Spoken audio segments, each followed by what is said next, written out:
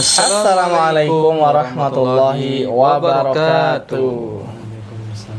Apa kabarnya teman-teman? Selamat datang lagi di podcast Alternatif bersama dengan Bang Rifki, ya, bersama dengan Kakak Faris dan Kak Nikbal. Mas Nikbal. Mas Iqbal. Mas Iqbal. Alhamdulillah kita berjumpa lagi dengan teman-teman remaja muslim dan muslimah. Di sini kita mau bahas apa nih? Kakak Faris ini ada topik apa ini ya? Wah, ini ada topik yang lagi hot, Kakak Iqbal. Hot apa hangat ini ya? Lagi udah mateng, kayak udah hangus. Hangus ya. Sudah mengundurkan ya tadi. Iya, kita akan membahas sebuah apa ya? Mungkin ini bagian daripada adab dan akhlak yang sangat-sangat tidak bagus adik-adik sekalian ya, yaitu apa, Kak Rifki? Itu kayak prakteknya ya, perkataannya. Tolong disensor ya nanti tim ya. Gerobak? Iya. Enggak ya adik-adik ya, kita akan bahas tentang fenomena di mana ada seorang dai, astagfirullahaladzim, seorang dai tapi malah mengeluarkan kalimat apa, Kak Rifki? Gerobak. Nah, kalimat tut. Nah, itu tadi ya, kepada orang yang ya dalam kondisi tersebut posisinya berada di bawah dai tersebut. Di bawahnya maksudnya di kaki atau bawah kakinya, Pak? Maksudnya gimana di bawah? Di bawah tuh benar-benar di bawah, Kak Iqbal. Oh, dainya di atas panggung. Iya, di atas panggung. Secara Terus letterlock berarti ya. di bawah ada orang jualan ST. jualan ST, orang miskin gitu ya. Iya. Terus dicela oleh si Dicela dai oleh dengan si- mengatakan go ut, Nah, iya. go ut GoFood gitu ya. Bukan. Gak boleh ya. Nggak boleh Nanti nggak bener. boleh ditiru, takut ditiru ya. Iya, Jadi gitu mengucapkan kalimat-kalimat Enggak. celaan ya, yang kasar gitu. Mungkin katanya itu sudah biasa, sudah model Sudah model dakwahnya seperti itu. Namun setiap keburukan tidak boleh jadi alasan kebiasaan ya. Betul sekali, Kak Iqbal. Lalu Kak Rifki nih, wah Setuju saya. belum pertanyaannya belum. Dari pandangan sudut pandang point of view POV-nya nih, Kak Rifki nih ya, gimana nih fenomena yang terjadi, ada dai-dai yang semisal itu sebenarnya secara psikisnya tuh Kenapa jadi psikis ini? tujuannya apa sih orang? Ada dai kok seperti ini misalnya, ini tujuannya apa sebenarnya? Ya sebenarnya kalau kita lihat apa ya? Apa cari Bagus. apa perhatian, lucu Enggak. kan? Jadinya lucu, jadi ger kan, itu banyak yang ketawa itu. Iya, benar. Betul. Ketawa semua. Tapi yang menjadi masalah itu apa yang diklaim sebagai majelis ilmu gitu ya. Majelis ilmu, tapi kok Kajian. ketika apa kondisinya semacam itu kok sangat berbalik dengan kondisi majelis ilmu yang harusnya menjunjung tinggi ilmu, ada tenang gitu ya suasananya. yang disampaikan ilmu, bukan malah hal-hal yang kurang pantas, apalagi sampai menghina gitu ya. Kemudian ini masih banyak orang-orang yang membela. Oh, masih ada yang bela, Kak? Iya ya, tadi contohnya Membela ini membela Membela apa? es tehnya, bukan Membela timnas. tukang tehnya yang apa ngadu apa dainya. dai-nya. Oh, ngebela dainya yang mengatakan tut itu. Iya. Apa katanya alasannya kalau dibela itu? Ya tadi yang disebutkan bahwa memang dakwahnya tuh memang kayak gini. Gitu. Orang dakwahnya awam. emang Untuk Apa? orang awam. Emang penyampaiannya kayak gini, emang merangkul lah dengan bahasa apa? Lebih ngerangkul kalau bahasanya spontan kayak gitu. Terus. Oh, gitu. Tapi yang menjadi catatan jangan menormalisasi tadi ya. Ketika iya. ada hal yang buruk kemudian Iya. ya sudah Jadikan apa? Diakui saja itu sebuah kesalahan. Kemudian Iya. dia minta maaf, kemudian dia bertobat kepada Allah secara personal, bukan malah dinormalisasi. Contoh, nanti kalau ada orang yang Oh ini berdakwahnya pakai nganu kok, pakai minuman keras kok, gaya dakwahnya kayak gini loh. Iya. Semua bisa jadi Jadi peminum miras semua itu. apa? Jadi ini apa? Standar dakwahnya kan nggak ada kalau gini. Iya, nggak ada standar. Orang mau dakwah saya itu dengan bagi-bagi rokok contohnya, dengan membagi rokok nanti dia bisa diajak sholat kan juga nggak Ya senang orang. mungkin dia bisa diajak sholat dengan kita ngasih rokok, tapi kan itu bukan thariqah dakwah gitu, bukan apa namanya metode berdakwah yang baik yang diajarkan Nabi gitu. Tuntunkan. Oh, masya Allah. Emang kayak gimana Kak Iqbal yang metode dakwah yang baik yang diajarkan oleh para salaf kita gimana? Masya Allah. Jadi teman-teman, kita dalam beraktivitas ya, dalam bermuamalah, beribadah itu harus ada tuntunan, ada ittiba ya, ada panduannya dari Nabi dan para sahabat. Tapi bahasanya Indonesia ya. Bahasanya Biasa panduan kan bahasa Cina ya. kenapa ya? Iya. Ada annya. Kan banyak elektronik buku panduan kan made in China. Oh gitu. Bener gak sih? Iya, Siap. apa bahasa Korea apa ya? Berat ini, berat. Oke, lanjut. Kelas beratnya, heavyweight. Jadi teman-teman, kalau alasannya ini untuk orang awam gitu, ingat loh, Nabi Muhammad SAW juga berdakwah dengan berbagai kalangan, ya, dengan orang yang pinter-pinter, Nabi berdakwah, dengan tokoh-tokoh yang Nabi juga berdakwah, kepada orang-orang awam juga Nabi sering berdakwah. Orang Badui, Bang. Orang Baduy semua tentu ada batasnya, ada batas walaupun untuk orang awam tetap berdakwah itu harus ada batasan syariat, mana yang dilarang, mana yang dibolehkan, ya. Misalnya Nabi berdakwah ke Arab Baduy itu ya nggak pakai dalil gitu. Ya sudah, dengan gaya perilaku atau gaya atau model perilaku mereka seperti itu ya Nabi sekedar menasihati dengan kalimat-kalimat biasa. Misalnya ada Arab Baduy ya Pak, kencing di masjid itu kan. Ya udah, tunggu selesai dulu ya, nunggu dia tenang dulu baru dikasih tahu ini nggak boleh, seterusnya. Bukan berarti kemudian wah nggak apa-apa jamaah, lihat nanti contoh ya pipisnya seperti ini ya, ini dakwah nggak apa-apa, ini orang awam kok, enggak. Tapi tetap nanti sampaikan bahwa itu tidak baik, nanti lebih baik misalnya pipis di tempat yang lebih layak seterusnya, namun tidak langsung digas gitu istilahnya ya. Nah teman-teman, sebagaimana juga contoh-contoh para ulama berdakwah ke orang awam, Syekh bin Baz ya biasa menerima jamaah orang-orang awam, jamaah umroh, jamaah haji itu di rumahnya ya, kajian rutin ya, dikasih makan seterusnya dengan bahasa yang biasa, tidak berat-berat, tanpa harus di tempat itu harus bercandaan, goyonan, sambil mencela orang, yang sambil es teh lewat dicela gitu. Misalnya ada yang jual kurma dicela lewat, itu nggak usah dibahas. Mau orang jual es teh mau lewat, jual kurma, bagi dai itu fokus saja berdakwah sebenarnya. Iya. Nggak usah diurusin mau ada kereta lewat, nggak masalah. Ya, jadi teman-teman ini kembali lagi masalah adab ya. Khawatir ditiru oleh remaja, yang ditiru oleh hadirin yang hadir ketika itu, karena banyak yang ikut ketawa juga. Iya. Ikut menertawakan. Kalau alasannya untuk orang awam kok, yang jual es teh itu juga orang awam teman-teman. Dan setelah diwawancarai Kak Rifki, Kakak Faris, Ya. Yang jual es teh itu nggak suka.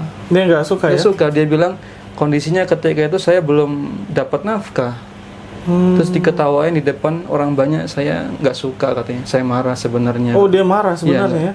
Marah, nggak suka, benci gitu. Iya. Jadi nggak setiap orang dibercandain tuh senang walaupun oleh orang yang terkenal gitu ya. Betul. Tetap yang namanya hati kita ya, lagi sakit ya sakit ketika dicela. Itu teman-teman. Nah, bagaimana Kakak Faris dari sisi syariatnya nih? Trigonometri. Dalilnya nih. Waduh, jadi. Ada nggak ini di Islam itu merendahkan manusia itu boleh nggak sih? Walaupun misalnya orang miskin, orang gak guna gitu. Sebenarnya gini Kak Iqbal ya. Ya kalau dari sisi syariat, tinjauan syariat ya kita bisa, adik-adik silahkan membuka kitab atau bisa di googling atau dilihat di ufit.com misalnya. Nah, cuma Kak Faris lihat gini ya, dari sisi yang agak berbeda gini ya. Mungkin kita sepakat bahwa dia sudah dengan model dakwah seperti itu, kita sepakat ya bahwa itu adalah adab yang tidak bagus ya. Ya, nggak bagus. Nah, kita lihat juga orang-orang yang ada di sekeliling beliau ini kan juga tertawa terbahak-bahak ya, sampai terpingkal-pingkal, sampai lompat-lompat gitu, gitu ya. Luar biasa sekali ya. Artinya mereka menikmati itu Kak Iqbal. Nah, gini ya, sebenarnya ada hal yang justru lebih berbahaya adik-adik ya, daripada sekedar kita lihat dia mencontohkan atau memperlihatkan adab yang tidak bagus, yang jelek sekali bahkan, adalah apa? Ini ya, dengan model seandainya semua dai yang ada di Indonesia ya, ketika berhadapan dengan orang yang mereka anggap status sosialnya di bawah, misalnya dengan gaya seperti ini bisa menimbulkan pertumpahan darah, Kak Iqbal. Gimana sampai caranya? Seperti itu. Kenapa ya? Kenapa Kak Faris katakan seperti itu ya? Karena apa? Kalau kita menghardik orang lain dan dia nggak terima, gimana coba? Misalnya dia tersulut emosi, dia mencari benda tajam atau apa, kemudian hal-hal yang tidak kita inginkan terjadi, kan mungkin saja terjadi. Nah, apalagi pada saat itu misalnya dia belum dapat nafkah, dia kan tentu akan bingung ya. Oh iya, bisa jadi. Apalagi seperti itu, maka yang ada ujung daripada dakwah seperti ini bukanlah kebaikan tapi kerusakan. Itulah makanya tadi Kak Faris sempat lihat ya, ada salah seorang ulil amri atau apa ya, mungkin bagi orang-orang yang memiliki jabatan ya di Republik Indonesia lah. Nah, dia katakan bahwa tidak semua orang itu layak untuk menjadi dai. Dai itu harus punya standar gitu. Seperti kasusnya atau seperti kisah Nabi Muhammad waktu berinteraksi dengan orang Arab Badui. Arab Badui itu kan Badui gitu ya. Nah, apakah sangat-sangat jauh dari peradaban sehingga mereka bisa kita katakan mungkin agak kurang beradab untuk dibandingkan kita ya. Nah, tapi apakah kemudian Nabi mencerca atau menghardik mereka? Enggak. Makanya kita harus bedakan Kak Iqbal ya, mana yang namanya bergaul dengan orang yang sekufu selevel dengan mana yang mencerca, menghardik dan merendahkan orang lain. Dan terbukti memang ya alhamdulillah ternyata masyarakat Indonesia itu masih melek gitu. Mereka melihat, ini orang itu dai tapi kok seperti itu gitu, nggak beradab. Artinya apa? Ternyata kita bisa ambil faedah lain bahwa berada di dekat dai atau apa segala macam itu ternyata tidak menjamin kita itu bisa memiliki adab yang baik ternyata. Apalagi enggak sama sekali. Maka benar tadi kata Kak Iqbal bahwa standarnya adalah kita mengikuti apa yang sudah Allah Subhanahu wa taala dan Rasulnya gariskan sesuai dengan pemahaman salaf as-salih. Masya Allah. Nah, ini dari Kak Rifki nih, tinjauan kesehatan berarti ya? Nggak ada kaitannya. Ada nggak hubungannya gitu? Orang tuh udah lagi pusing gitu ya, mikirin cari nafkah, dicela, kesehatannya bisa berkurang nggak sih? Ini terlalu memaksakan ini. Bahkan bisa saja kan? Karena nanti mentalnya jadi down gitu ya, kemudian dia shock dan seterusnya. Atau sudut pandang lain deh dari Kak Rifki. Sudut pandang lain. Boleh pandang lain. Ada berapa sudut Kak Rifki? Oh ini, Kak Rifki jadi ingat. Karena ini kan ramai sekali ya. Yang lucu itu malah gini, banyak orang yang malah beranggapan si bapak yang penjual es degan lagi es teh ini itu dapat banyak bantuan ya. Jadi banyak bantuan. Dan ada motor, ada umroh dan ada rumah juga ya. Masya Allah. Kurang tahu ya detailnya. Tapi yang lucu itu sebagian orang malah menganggap ini kan keberkahan dari Gus nih. Ini kalau nggak digoblok-goblokin nggak dapet. Jadi ada sisi senangnya, tapi ternyata sebagian warga kita, saudara-saudara kita masih punya keyakinan yang aneh sekali kalau menurut Kak Rifki gitu. Iya. Itu belum dikata-katain lebih, mungkin kalau dikata-katain lebih dari itu mungkin lebih kaya lagi iya, kayaknya, udah jadi presiden apa gimana. kenapa pola pikirnya seperti itu? Ini kan jadi hal yang Iya, menyedihkan itu. gitu ya, Kak Betul. Kak Iqbal. Iya, Maksudnya nggak logis ya. nggak logis. Nggak logis. Nah ini kan salah satu juga Pertanda pertanda Akhir zaman. Ya, pertanda akhir zaman. akhir zaman ya maksudnya. Ya sedih aja gitu kan, kenapa dari fenomena seperti ini ada tiba-tiba ada sebuah sebab akibat yang nggak masuk banget gitu loh. ya itu itulah. for your information aja. Ya itu kenapa Kak Rifki bisa seperti itu? Ya, karena jauhnya ilmu ya. Iya, karena kurang teredukasi Kak Betul. Rifki. Mereka itu kan sekarang ya, fenomena sekarang ya termasuk mungkin kita juga merasakan ya. Kita itu merasa dengan banyaknya kajian, dengan berseleweran info-info atau potongan-potongan video-video seperti itu kita beranggapan itu udah cukup, padahal kan ilmu itu kan membuahkan amal ya. Membuahkan ketakutan kepada Allah Subhanahu wa taala. Nah, itu namanya ilmu ya. Sementara yang berseliweran dalam pikiran kita menganggap itu sebagai suatu kepuasan tersendiri karena dapat tambahan informasi, itu belum cukup ya. Tapi harus sampai benar-benar meresap ke dalam hati menjadi amal. Nah, itu Kak Iqbal. Dan perbuatan merendahkan itu juga bisa terjatuh pada kesombongan. Ya pasti itu berawal dari kesombongan ya sih. Iya. Awalnya kan kita sering dengar hadisnya Nabi SAW bersabda al-kibru batorul haq wa ghamtun nas. Ya, kiber itu sifat sombong itu ada dua cirinya teman-teman. Yang pertama batorul haq, menolak kebenaran. Ya, dikasih kebenaran yang benar dikasih tahu ngeyel, nggak mau, nolak ya, tutup telinga. Yang kedua ghamtun nas ya, dia merendahkan manusia, merendahkan orang lain. Tadi bentuknya bisa dengan mencela dan seterusnya, karena dia jual es teh ya. Coba jual es kopi kenangan misalnya kan mungkin tidak dicela gitu teman-teman. Jadi tergantung kali ya kelas-kelasnya. Dan juga disebutkan di surat Al-Maun teman-teman. Ingat nggak ayatnya? Allah Ta'ala berfirman, wa amma bini'amati belum sebelumnya, wa amma sa'ila fala tanhar. Oh iya, Bu. Nah, dalam Al-Quran sudah disebutkan kita kepada orang-orang yang meminta. Itu aja nggak boleh kita tanhar ya, nggak boleh semena-mena, nggak boleh mencela, nggak boleh menghardik. Anak yatim juga sama, fala taqhar. Jangan kepada anak yatim jangan kau menghardiknya. Anak yatim jangan dihardik, orang yang minta-minta jangan dicela. Dan teman-teman yang menunjukkan Islam mengajarkan kita harus memuliakan orang-orang yang di bawah. Nggak boleh anak yatim itu kan di bawah statusnya. Kita harus memuliakan dia, menjaga hartanya dan seterusnya. Orang yang minta-minta memang dia hina ya. Nah, tapi tetap kita hargai ya. Kalau memang dia tidak mampu lagi bekerja ya kita beri. Kalau sudah masih mampu ya kita kasih nasihat dan seterusnya dengan cara yang baik. Dan ingat teman-teman, Nabi SAW itu pernah, Nabi SAW, Nabi kita yang mulia, pernah melakukan kesalahan secara manusiawi, yaitu sempat meremehkan ya Abdullah bin Umi Maktum di surat Abasa. Beliau yang buta ya.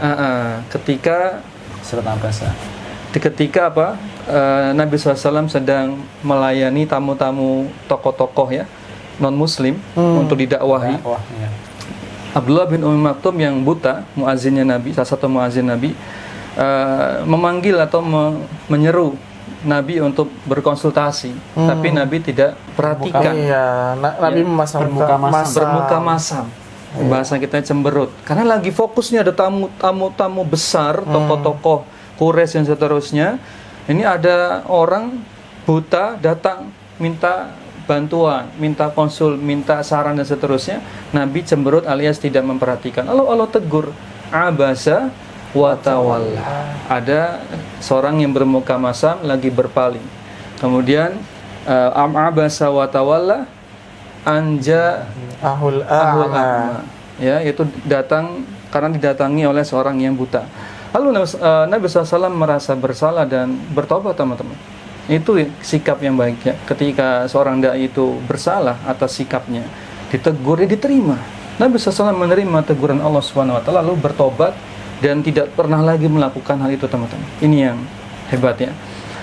Kabarnya si Gus ini juga sudah mengakui kesalahannya. Kita harus fair ya. Iya, Sudah objektif, akhirnya mengakui kesalahannya juga dai ini dan sudah minta maaf, bahkan mengundurkan diri dari jabatan di pemerintahannya.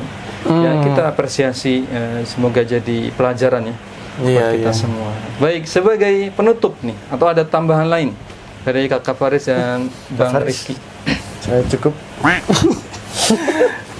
Ya, kalau dari saya mungkin gini Kak Iqbal dan Mas Rifki ya. Manusia itu tempat salah dan dosa. Kullu bani Adam khata. Nah, manusia itu tempat salah dan dosa. Yang perlu digarisbawahi adalah hati-hati dalam mengambil ilmu, adik-adik. Gitu. Jadi tidak semua dai itu layak untuk kita ambil ilmunya. Yang kita ambil ilmunya adalah mereka dai-dai yang pertama adalah benar agamanya. Alias sesuai dengan pemahaman manhaj salaf dalam memahami Al-Quran dan As-Sunnah.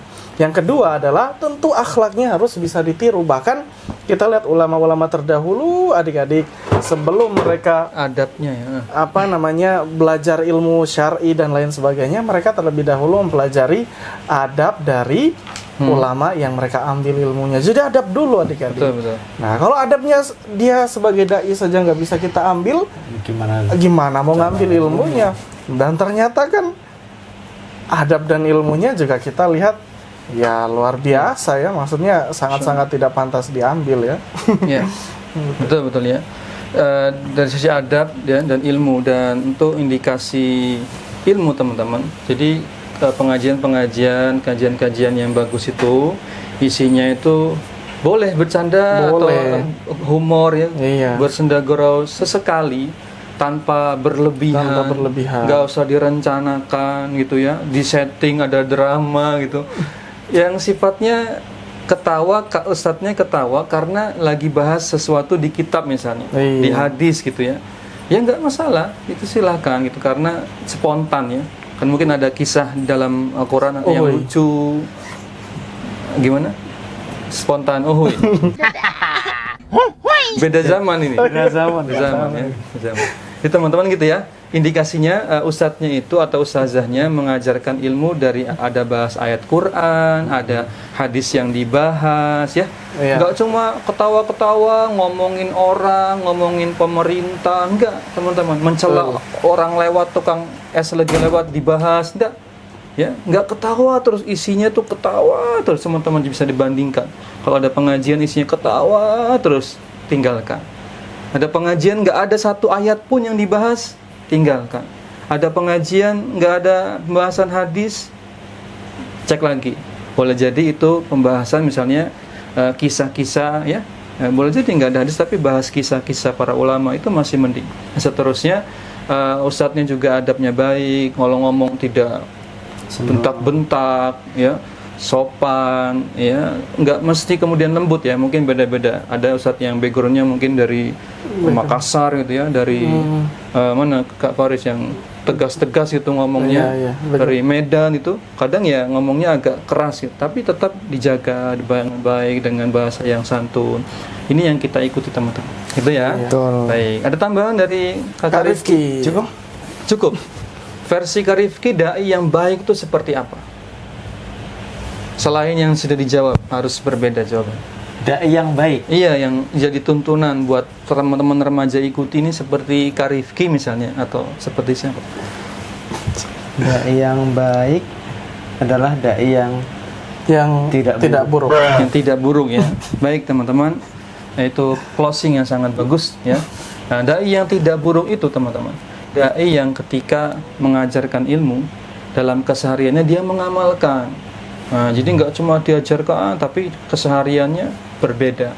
Di depan jamaah hebat gitu, pinter kelihatannya, hafalannya banyak, tapi di keluarganya dia tidak baik. Tentu ini juga tidak patut dicontoh teman-teman, tidak patut diikuti. Dai yang baik, dai yang terbaik di keluarganya, bersama teman-temannya, di masyarakatnya, dan juga di depan jamaahnya. Baik, mungkin cukup sekian kesempatan kita kali ini untuk sharing ya seputar topik apa tadi? Tidak boleh merendahkan orang lain, ya, jaga adab ya bagi kita apalagi sebagai dai. Demikian kita tutup dengan doa kafaratul majlis. Subhanakallahumma wa bihamdika asyhadu an la ilaha illa anta astaghfiruka wa atubu ilaik. Assalamualaikum warahmatullahi wabarakatuh. Waalaikumsalam warahmatullahi wabarakatuh. Memulai usaha fried chicken kini semakin mudah dan praktis dengan produk dari Juragan Tepung. Tidak hanya sekedar tepung biasa, Juragan Tepung menawarkan bumbu dan tepung kualitas premium yang terbuat dari rempah pilihan. Keunikan dari produk ini terletak pada kemudahan penggunaannya, di mana Anda tidak perlu menambahkan bahan apapun lagi untuk menciptakan hasil gorengan yang kriuk, keriting, dan tahan lama. Ini merupakan solusi sempurna bagi Anda yang ingin menawarkan fried chicken dengan rasa yang konsisten dan memuaskan pelanggan. Kepraktisan penggunaan produk Juragan Tepung tentu sangat menguntungkan bagi para pelaku usaha kuliner, khususnya bagi Anda yang baru ingin memulai bisnis fried chicken. Untuk mendapatkan produk Juragan Tepung, Anda bisa langsung menghubungi admin penjualan melalui WhatsApp. Selain itu, produk juga tersedia di platform e-commerce seperti Tokopedia dan Shopee dengan akun Juragan Tepung Official.